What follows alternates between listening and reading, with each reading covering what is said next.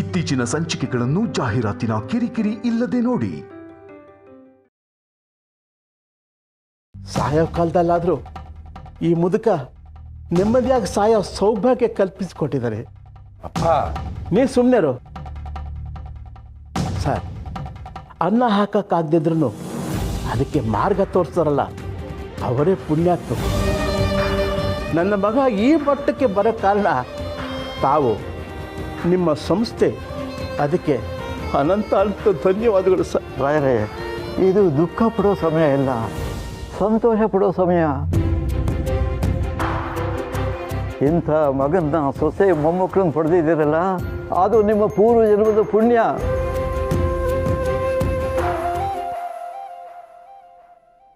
ನಮ್ಮ ಶಿವು ಇಷ್ಟೇ ಅಲ್ಲ, ಇನ್ನೂ ಎತ್ತರಕ್ಕೆ ಬೆಳೀತದೆ. ಆ ವಿಶ್ವಾಸ ನನಗಿದೆ. ನೀವೇನು ಯೋಚನೆ ಮಾಡಬೇಡಿ. Thank you.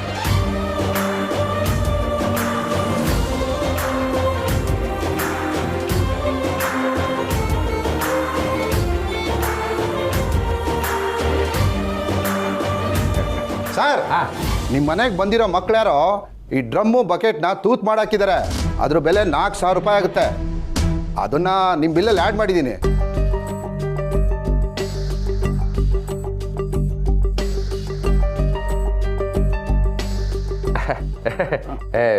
ಮಕ್ಕಳು ಅಂದಮೇಲೆ ಓಡಾಡ್ತಿರ್ತಾರೆ, ಹೊಡೆದಾಗ್ತಿರ್ತಾರೆ. ಅದಕ್ಕೆ ತಲೆ ಕೆಡಿಸ್ಕೊಳಕ್ಕಾಗತ್ತಾ? ಅದೆಷ್ಟು ಅಮೌಂಟು ನಾನು ಕೊಡ್ತೀನಿ, ನೀವು ಹೋಗಿ ಹೋಗಿ.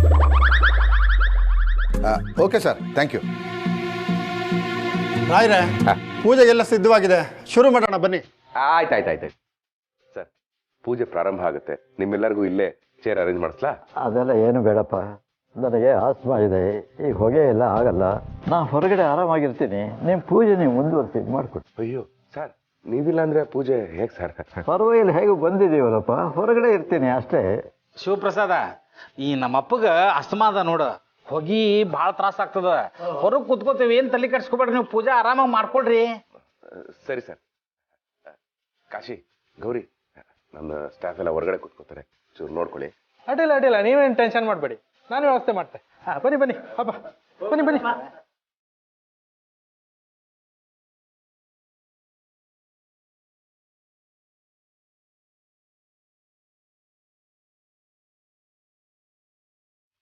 ಆಸನೆ ಉಪವಿಶ್ಯ ಆಚಮ್ಯ ಹಸ್ತ ಪ್ರಕ್ಷಾಳನಂ ಕೃತ್ವಾ, ಕೈ ತೊಳ್ಕೊಳ್ಳಿ. ಹಸ್ತಂ ಪ್ರಕ್ಷಾಳ್ಯ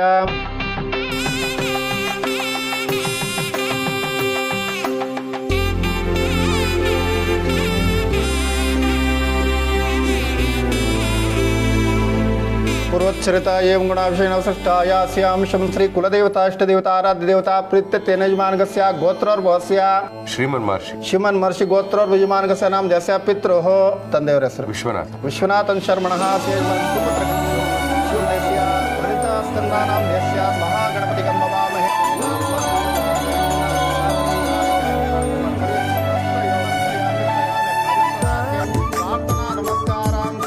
ಗಣಪತಿ ಪಾದಕ್ಕೆ ಹಾಕ್ಬಿಟ್ಟು ಪ್ರಾರ್ಥನೆ ಮಾಡ್ಕೊಳ್ಳಿ. ಅಮ್ಮ ಮುತ್ತೈದೆಯರು ಬನ್ನಿ.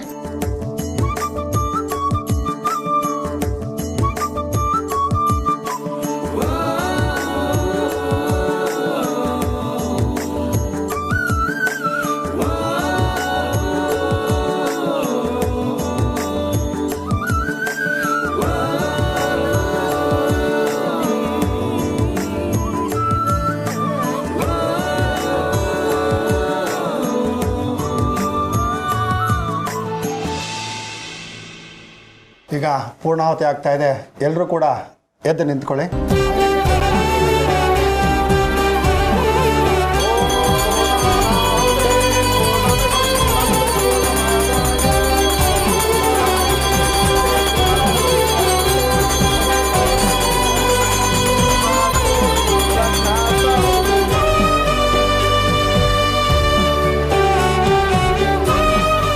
ನಮಸ್ಕರೋಮಿ ನಮಸ್ಕೃತ್ಯ.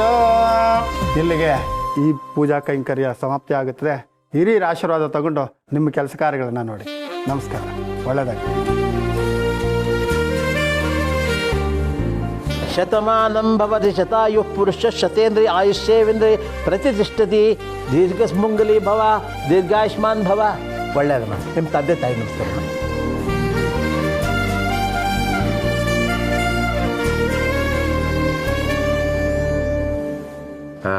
ಮತ್ಸ್ಯ ಭವ್ಯ ಮಂಜಣ್ಣ ಒಂಚೂರು ಊಟದ ಹತ್ರ ನೋಡ್ಕೋತೀರಾ? ಆದ್ರೆ ಅಣ್ಣ ಪವ್ಯ ಏ ಮಂಜು ಬಾಪ ನೋಡೋಣ ಬಾ. ಮತ್ತೆ ಎಲ್ಲರಿಗೂ ಅರ್ಶನ ಕುಂಕುಮ ಕೊಟ್ಬಿಡಿ, ನಾವು ಊಟದ ಹತ್ರ ಹೋಗ್ತೀವಿ.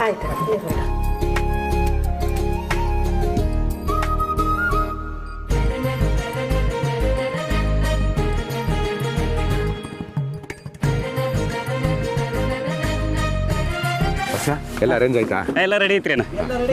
ಹಾ ರೆಡಿ ಐತ್ರಿ ಅಜ್ಜಾರ. ಬನ್ನಿ ಬನ್ನಿ ಬನ್ನಿ ಬನ್ನಿ ಬನ್ನಿ ಕೂತ್ಕೊಳ್ಳಿ ಕೂತ್ಕೊಳ್ಳಿ. ರಾಮಯ್ಯ ಕೂತ್ಕೊಳ್ಳಿ. ಏನ್ ಸರ್, ನಾವು ಮನೆಯವರಾಗ್ಬಿಟ್ಟು ಮೊದಲನೇ ಪಂಕ್ತಿಲೆ ಕುಂತ್ಕೊಂಡ್ರೆ ಏನ್ ಚೆನ್ನಾಗಿರ್ತದೆ. ಬೇಕಾದ್ರೆ ಹೇಳಿ ಸರ್, ನಾವು ಬಡ್ಸೋ ಕೆಲಸ ಮಾಡ್ತೇವೆ. ಓ ಅಣ್ಣಾರ, ಮಂಗಳೂರು ಬೆಂಗಳೂರು ಹುಬ್ಬಳ್ಳಿ ಇಡೀ ಕರ್ನಾಟಕನ ಇಲ್ಲಿ ಇರ್ಬೇಕಾದ್ರೆ ಯಾಕೆ ಚಿಂತೆ ಮಾಡ್ತೀರಿ? ಮೊದಲು ನೀವು ಊಟ ಮಾಡ್ರಿ, ಆಮೇಲೆ ನೀವು ನಮಗೆ ಬಡ್ಸಕ್ರಿ. ಏ ನೀವು ಊಟ ಮಾಡ್ರಿ ಆಮೇಲೆ ಬಡ್ಸಕ್ರಿ. ನಡ್ರಿ ನಡ್ರಿ ಬರ್ರಿ ಬರ್ರಿ. ಬನ್ನಿ ಬಾಬುಗಳೇ, ಊಟಗಳು ಮಾಡೋಣ. ಬನ್ನಿ ಸರ್, ಬನ್ನಿ ಬನ್ನಿ ಬನ್ನಿ. ಸರ್ ನಮಸ್ತೆ. ನಿಮಗೆ ಇಲ್ಲಿ ಕೂತ್ಕೊಳ್ಳೋಕ್ಕೆ ಅನ್ಕಂಫರ್ಟಬಲ್ ಆದರೆ ಬೇರೆ ಕಡೆ ಅರೇಂಜ್ ಮಾಡಲ ಸರ್? ಶಿವು, ಕೋಟಿ ಕೋಟಿ ಸಂಪಾದನೆ ಮಾಡಿದ್ರು ಎಲ್ಲರೂ ತಿನ್ನೋದು ಅನ್ನನೇ. ತಿನ್ನೋ ಅನ್ನಕ್ಕೆ ಭೇದ ಮಾಡಬಾರ್ದು. ನೋಡು, ನಾನು ಎಲ್ಲರ ಜೊತೆ ಕೂತ್ಕೊಂಡು ಊಟ ಮಾಡ್ತೀನಿ. ಬನ್ನಿ ಬನ್ನಿ ಸರ್, ಬನ್ನಿ ಸರ್, ಬನ್ನಿ ಸರ್.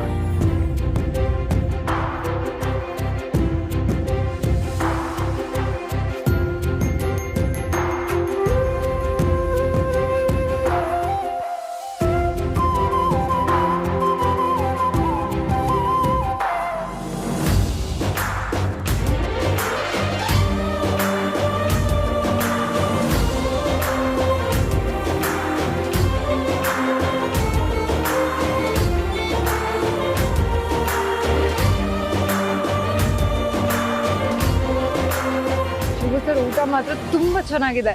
ಈ ಮೂಮೆಂಟ್ನೆಲ್ಲ ಕ್ಯಾಪ್ಚರ್ ಮಾಡೋದಕ್ಕೆ ಒಬ್ಬ ಒಳ್ಳೆ ವಿಡಿಯೋಗ್ರಾಫರ್ ಇದ್ದಿದ್ರೆ ತುಂಬಾ ಚೆನ್ನಾಗಿರ್ತಾ ಇತ್ತು. ಬಾರ್ಗೆ ಮೇಡಮ್, ಇಲ್ಲಿ ಗಂಟೆ ಬಂದ್ಮೇಲೆ ನೀವು ರೀಲ್ಸ್ ಮಾಡ್ಕೊಳ್ತಾ ಇರ್ತೀರಾ, ರೀಲ್ಸ್ ಮಾಡ್ಕೊಂಡು ಪೋಸ್ಟ್ ಮಾಡ್ತಾ ಇರ್ತೀರಾ, ಅದು ಮೆಮೊರಿನೇ ಅಲ್ವೇ? ಆಮೇಲೆ ಸೆಲ್ಫಿಗಳು ಗಿಫ್ಟ್ಗಳು ತಗೊಂಡು ಸೆಲ್ಫಿ ವಿತ್ ಶಿವು ಹೊಸ ಮನೆ ಅಂತ ಬೇರೆ ಇನ್ಸ್ಟಾಗ್ರಾಮ್ಗಳು ಫೇಸ್ಬುಕ್ಗಳಲ್ಲಿ ಹಾಕ್ತೀರಾ, ಅದು ಮೆಮೊರಿಗಳಾಗುತ್ತೆ. ಹೌದು.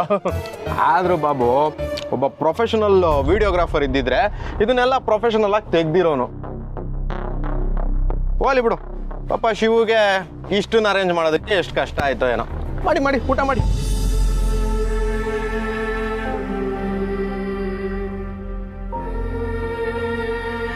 ಏ ನಂಗೆ ಇನ್ನೊಂದು ಒಳಗೆ ಯಾಕೆ ಕೋಪ? ವಿವೇಕ, ಮೊದಲು ಹಾಕ್ಸ್ಕೊಂಡದನ್ನು ತಿನ್ನು, ಅದು ಮುಗಿದ ಮೇಲೆ ಕೇಳುವಂತೆ. ನೋಡ್ರಪ್ಪ, ಅನ್ನನೇ ದೇವರು ಅಂತ ಹೇಳ್ತಾರೆ, ಅದಕ್ಕೆ ನಾವು ಗೌರವ ಕೊಡಬೇಕು. ನಿಮ್ಗೆ ಎಷ್ಟು ಬೇಕೋ ಹಾಕಿಸ್ಕೊಂಡು ತಿನ್ನಿ, ವೇಸ್ಟ್ ಮಾತ್ರ ಮಾಡಿಕೊಡು. ಏನೋ ಅನ್ನಕ್ಕೆ ಕಷ್ಟಪಟ್ಟವ್ರಿಗೆ ಅನ್ನದ ಬೆಲೆ ಗೊತ್ತು. ಸರಿಯಾಗಿ ಹೇಳಿದ್ರಿ ಸರ್. ಕೇಳಿಸ್ಕೊಂಡ ಬಸ್ಗೆ? ನೀನು ಶುಗರ್ಗಳಲ್ವಾ, ಮತ್ತೆ ಸ್ವೀಟ್ಗಳ ತಿಂತ ಇದೆಯಾ? ನಾನು ಸ್ವೀಟ್ ಹಾಕಿಸ್ಕೊಳ್ಳಿಲ್ಲ ಅಂದ್ರೆ ನನಗೆ ಶುಗರ್ ಇದೆ ಅಂತ ಎಲ್ರಿಗೂ ಗೊತ್ತಾಗ್ಬಿಡಲ್ವಾ? ಸುಮ್ಮನೆ ಬಿಲ್ಡಪ್ಗೆ ಸುಮ್ಮನೆ ತಿನ್ನೋ.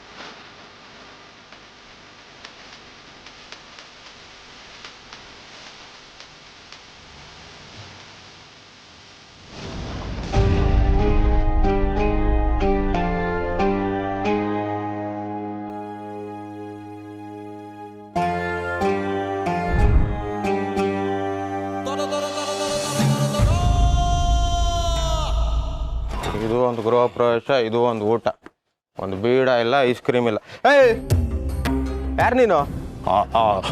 ತುಂಬ ಹಸುವಾಗ್ತಿದೆ, ಅದಕ್ಕೆ ಸ್ವಲ್ಪ ಊಟ ಮಾಡೋಣ ಅಂತ. ನೀನೊಬ್ಬ ಕಮ್ಮಿ ಇದ್ದೆ. ಅಲ್ಲೇ ದೊಡ್ಡ ದೊಡ್ಡವರೆಲ್ಲ ಇದಾರೆ, ಊಟ ಮಾಡ್ತಿದಾರೆ. ನಿಮ್ಮಂಥವ್ರು ಇಲ್ಲೆಲ್ಲ ಬರಬಾರ್ದು. ಹೋಗು ಹೋಗು. ತುಂಬ ಹಸುವಾಗ್ತಿದೆ ಕಣಯ್ಯ.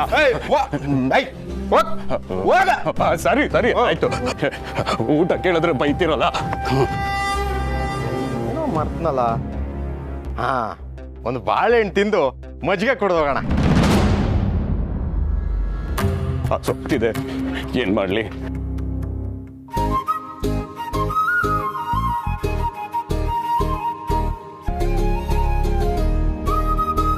ಅಯ್ಯೋತ್ತೆ ಬಡಿಸ್ತಾ ಇದ್ದೀನಿ, ಯಾಕೆ ಎದ್ಬಿಟ್ರಿ? ಅಯ್ಯ ಸಂಪ್ರದಾಯ ಬಿಡೋಕ್ಕಾಗ್ತಾ? ಓ, ನಾನು ನಿಮ್ಗೆ ಎಷ್ಟು ಸರಿ ಹೇಳಿದ್ದೀನಿ, ನಾನು ನಿಮ್ಮ ಅಳಿಯ ಅಲ್ಲ ನಿಮ್ಮ ಮಗ ಅಂತ ತಿಳ್ಕೊಳ್ಳಿ ಅಂತ. ನೀವು ಕೇಳೋದೇ ಇಲ್ಲಪ್ಪ. ಅನ್ಕಂಡೆ ಅಳಿ ಅಂದ್ರೆ, ಆದ್ರೆ ಆಗ್ತಿಲ್ಲ.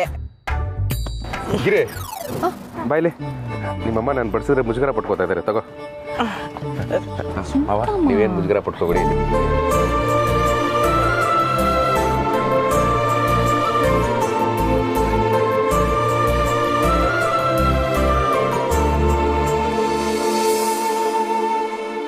ರೀ, ತುಂಬ ಸಿಂಪಲ್ ಫಂಕ್ಷನ್ ಮಾಡೋಣ, ತುಂಬ ಜನ ಕರೆಯೋದು ಬೇಡ ಅಂತ ಹೇಳ್ತಿದ್ರಿ. ಈಗ ನೋಡಿ ಎಷ್ಟು ಜನ ಕುತ್ಕೊಂಡು ಖುಷಿಯಾಗಿ ಊಟ ಮಾಡ್ತಾ ಇದ್ದಾರೆ. ಇವರೆಲ್ಲರೂ ಆಶೀರ್ವಾದ ಮಾಡಿದ್ರೆ ನಮಗೆ ಅಲ್ವಾ ಒಳ್ಳೇದಾಗೋದು? ಹೌದು, ಅವರೆಲ್ಲ ಹೊಟ್ಟೆ ತುಂಬ ತಿಂದು ತೃಪ್ತಿ ಆಗ್ತಾ ಆಗಿದ್ರೆ ಸಾಕು.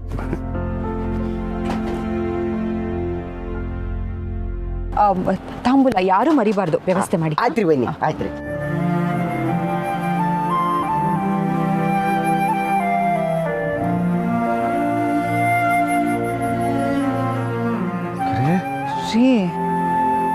ಏನೆಲ್ಲ ಇಷ್ಟೊಂದು ವೇಸ್ಟ್ ಮಾಡ್ಬಿಟ್ಟಿದ್ದಾರೆ.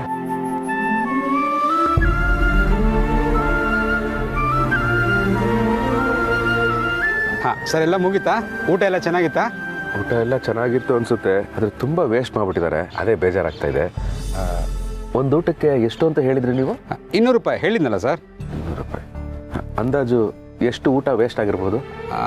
ಸರ್, ಪಂಕ್ತಿಗೆ ಒಂದು 6 ಊಟ ಅಂದರೂ ಕೂಡ ಸುಮಾರು 25 ಊಟ ವೇಸ್ಟ್ ಆಗಿರ್ಬೋದು ಸರ್. 25 ಊಟ ಅಂದರೆ 5,000. 5,000 ರೂಪಾಯಿ ಊಟ ವೇಸ್ಟ್ ಆಗೋಯ್ತಾ? ರೀ, ಊಟಕ್ಕೆಲ್ಲ ಯಾರಾದರೂ ಲೆಕ್ಕ ಹಾಕ್ತಾರಾ? ಗಿರಿ, ಹೊಟ್ಟೆ ತುಂಬ ಊಟ ಮಾಡಿದರೆ ನಾನು ಯಾಕೆ ಲೆಕ್ಕ ಹಾಕ್ಲಿ? ವೇಸ್ಟ್ ಆಗಿರೋ ಫುಡ್ಗೆ ತಾನೇ ಲೆಕ್ಕ ಹಾಕ್ತಾ ಇದ್ದೀನಿ. ಆಗಿದ್ದಾಗೋಯ್ತು ರೀ. ಈಗ ಮಿಕ್ಕಿದವ್ರನ್ನೆಲ್ಲ ವಿಚಾರಿಸ್ಕೊಳ್ಳಿ ಹೋಗಿ ನೀವು. ನಾನು ಮುಂದಿನ ಪಂಕ್ತಿ ನೋಡ್ಕೋತೀನಿ. ನೋಡಿಯಪ್ಪ,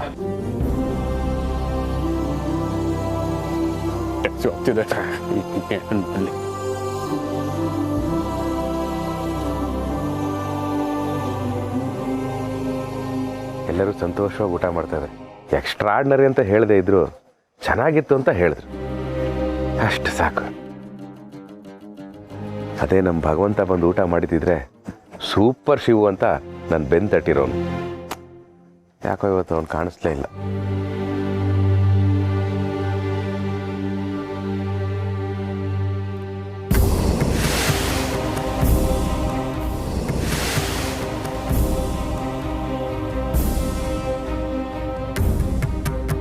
ಯಾಕಪ್ಪ ಇಲ್ಲಿ ನಿಂತಿದ್ಯಾ? ಹೊಟ್ಟೆ ಹಸು ಅಂತ ಬಂದೆ, ದೊಡ್ಡವರೆಲ್ಲ ಊಟ ಮಾಡ್ತಿದ್ದಾರೆ, ಇಲ್ಲಿ ಬರಬಾರ್ದು ಅಂತ ಬೈದು ಕಳಿಸ್ಬಿಟ್ರು.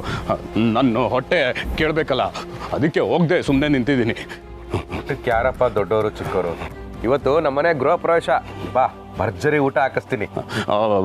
ಬೇಡ, ಯಾರಾದ್ರೂ ಬೈತಾರೆ. ಅಯ್ಯ, ಯಾರು ಬೈತಾರೆ? ಈ ಮನೆಗೆ ಹೊಸ ಓನರ್ ನಾನು. ಈ ಮನೆನ ನನಗೆ ಭಗವಂತನೇ ಗಿಫ್ಟ್ ಮಾಡಿರೋದು. ನೀನೇನು ತಲೆ ಕೆಡಿಸ್ಕೋಬೇಡ, ಧೈರ್ಯವಾಗಿ ಬಾ, ನೆಮ್ಮದಿಯಾಗಿ ಊಟ ಮಾಡಿವಿ ಅಂತೆ. ಅಂದ್ರೆ ಹಸ್ಕೊಂಡಿರ್ಬೇಡಪ್ಪ. ಹಸು ಅಂದ್ರೆ ಏನು ಅಂತ ನನಗೆ ಚೆನ್ನಾಗಿ ಗೊತ್ತು.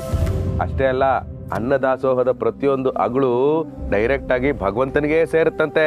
ಈ ಮಾತು ಯಾರು ಹೇಳಿದ್ ಗೊತ್ತಾ? ಯಾರಪ್ಪ? ನನ್ನ ಕ್ಲೋಸ್ ಫ್ರೆಂಡ್ ಭಗವಂತ. ನೀನ್ ಬಾ. ಹಾಗಾದ್ರೆ ನನಗೆ ಇಲ್ಲೇ ತಂದ್ಕೊಡಪ್ಪ, ತಿನ್ಕೊಂಡು ಹೋಗ್ಬಿಡ್ತೀನಿ. ಅವ್ರ ಜೊತೆ ಕೂತ್ಕೊಂಡು ಊಟ ಮಾಡಕ್ ನಿನಗೆ ಮುಜುಗರ ಆದ್ರೆ ನೀನೇನ್ ತಲೆ ಕೆಡಿಸ್ಕೋಬೇಡ, ನಮ್ಮನೆ ಒಳಗೆ ಬಾ. ನೀನ್ ಬಾ, ಹೇಳ್ತೀನಿ, ಕೊಡು, ಹೇಳ್ತೀನಿ.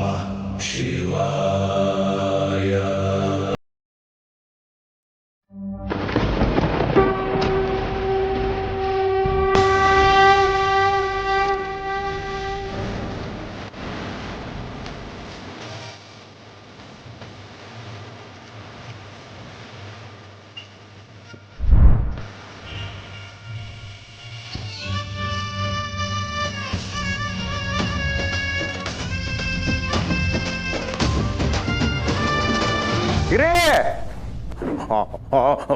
ಪೂಜೆ ಹೋಮ ಎಲ್ಲ ತುಂಬಾ ಜೋರಾಗಿ ಆಗಿದೆ. ಜೋರ್ ಪೂಜೆ ಅಷ್ಟೇ ಅಲ್ಲ, ಕಾಸ್ಟ್ಲಿ ಪೂಜೆ ಕೂಡ. ಗಿರಿ ಬಂದೆ ಬಂದೆ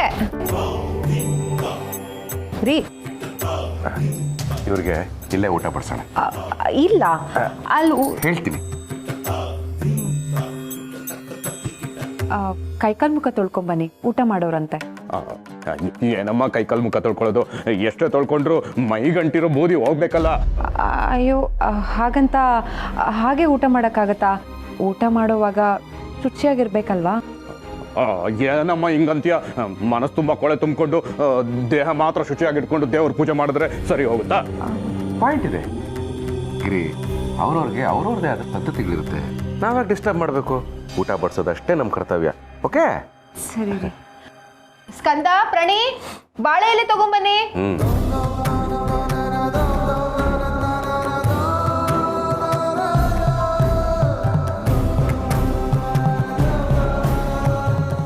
ಗಿರಿ, ನಾವು ಊಟ ತಗೊಂಡು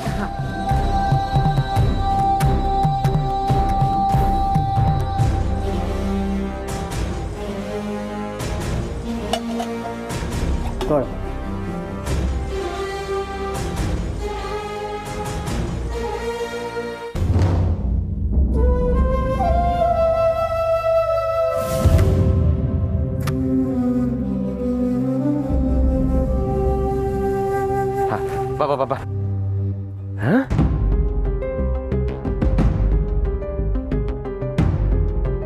ಗಿರಿ ರೀ, ಇದೇನಿದು? ಆಲ್ಮೋಸ್ಟ್ ಎಲ್ಲ ಖಾಲಿ ಆಗ್ಬಿಟ್ಟಿದೆ. ಒಬ್ರಿಗಾಗೋಷ್ಟು ಮಿಕ್ಕದಂಗಿಲ್ಲ. ದೇವ್ರೆ ಏನ್ರಿ ಮಾಡೋದು ಇವಾಗ? ನಮ್ದು ಹೇಗೋ ನಡೆಯುತ್ತೆ. ಪಾಪ ಮಕ್ಕಳು ಮಾವ ಯಾರೂ ಊಟ ಮಾಡಿಲ್ಲ. ಅದು ಅಲ್ಲದೆ ಅವ್ರನ್ನ ಬೇರೆ ಊಟಕ್ಕೆ ಕೂರ್ಸಿ ಬಂದ್ಬಿಟ್ಟಿದೀವಿ.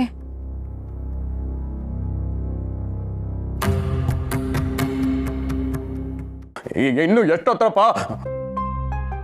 ತುಂಬಾ ಹಸುವಾಗ್ತಿದೆ, ಬೇಗ ಊಟ ತಗೊಂಬನ್ನಿ. ಬಂದ್ವಿ ಗಿರಿ. ಇವಾಗ ಇರೋದ್ರಲ್ಲೇ ಅಡ್ಜಸ್ಟ್ ಮಾಡ್ಕೊಂಡು ಅವ್ರಿಗೆ ಬಡ್ಸೋಣ, ನಮ್ದು ಆಮೇಲೆ ನೋಡ್ಕೊಳ್ಳೋಣ. ತಗೋ. ತಾತ, ಅಪ್ಪ ಅಮ್ಮ ಊಟ ತರಕ್ಕೆ ಹೋಗಿದ್ದಾರೆ, ಇನ್ನೇನು ಬಂದ್ಬಿಡ್ತಾರೆ. ನಿಮಗೆ ತುಂಬಾ ಹೊಟ್ಟೆ ಎಷ್ಟು ಅಂದ್ರೆ ದೇವ್ರ ಪ್ರಸಾದ ಇದೆ, ಕೊಡ್ಲಾ? ನನಗೆ ದೇವ್ರ ಪ್ರಸಾದ ಕೊಟ್ರೆ ನೀವೆಲ್ಲ ಏನ್ ತಿಂತೀರಾ? ಅಪ್ಪ ಹೇಳ್ಕೊಟ್ಟಿದ್ದಾರೆ, ಮೊದಲು ಮನೆಗೆ ಬಂದವ್ರನ್ನ ಚೆನ್ನಾಗಿ ನೋಡ್ಕೋಬೇಕು, ನಾವು ಹಸ್ಕೊಂಡಿದ್ರು ಪರವಾಗಿಲ್ಲ ಅಂತ.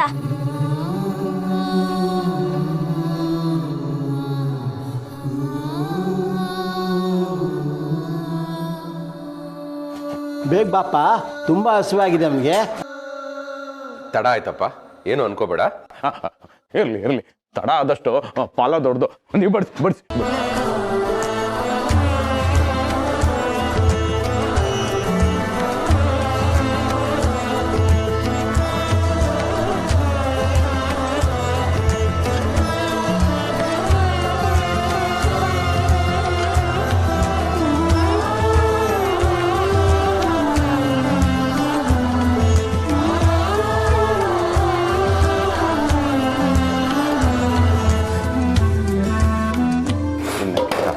ತಿನ್ನಪ್ಪ.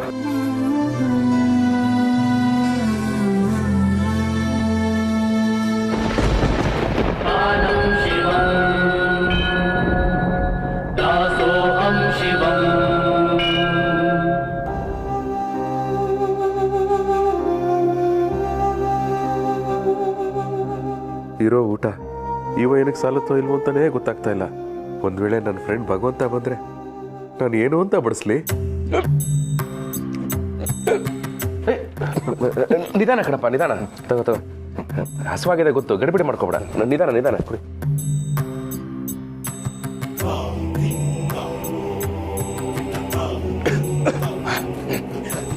ಎಲ್ಲೋ ನನ್ನ ಸ್ನೇಹಿತ ನೆನ್ಸ್ಕೊಂಡಿರ್ಬೇಕು. ಅಲ್ಲಪ್ಪ, ನೀನೇ ಮನೆ ತಿರ್ತೀಯ, ನಿನ್ನನ್ನು ಯಾರಪ್ಪ ನೆನೆಸ್ಕೋತಾರೆ? ನನ್ಗೊಬ್ಬ ಸ್ನೇಹಿತ ಇದ್ದಾನೆ, ಅವನೇ ನೆನ್ಸ್ಕೊಂಡಿರ್ಬೇಕು. ಇದ್ರೂ ಇರಬಹುದು. ಅಪ್ಪ ಏನಪ್ಪ? ನೆಮ್ಮದಿಯಾಗಿ ಊಟ ಮಾಡ್ಲಿ ಬಿಡು. ನೀನ್ ಸೈಲೆಂಟ್ ಆಗಿರ್ಬೇಕು, ಒಂದೇ ಒಂದು ಮಾತು ಕೂಡ ಆಡಬಾರ್ದು. ಆಯ್ತಪ್ಪ, ನಾನು ಸೈಲೆಂಟಾಗೇ ಇರ್ತೀನಿ.